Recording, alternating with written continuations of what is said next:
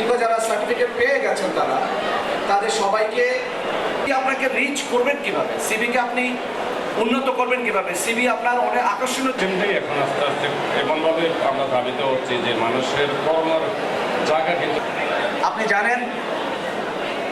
যোগাযোগের একটা প্রধান চাহিদা নয়, তৃতীয় আরেকটি ভাষা দরকার। কারণ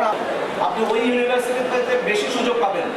যদি আপনি খালি ইংরেজি। সাথে জাপানের অনেক স্কলারশিপ তখন আপনার জন্য খোলা, কারণ যেই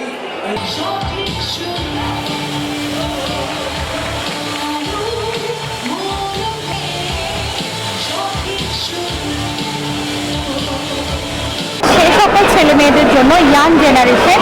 যারা চাকরি প্রত্যাশী এবং এই মুহূর্তে যারা জব সিকার আছে চাকরির বাজারে, তাদের জন্য একটা অপরচুনিটি নিয়ে এসেছে, যেখানে আমাদের এই ক্যারিয়ার এক্সপো ব্র্যাকের ক্যারিয়ার হাব যেটা আয়োজিত করছে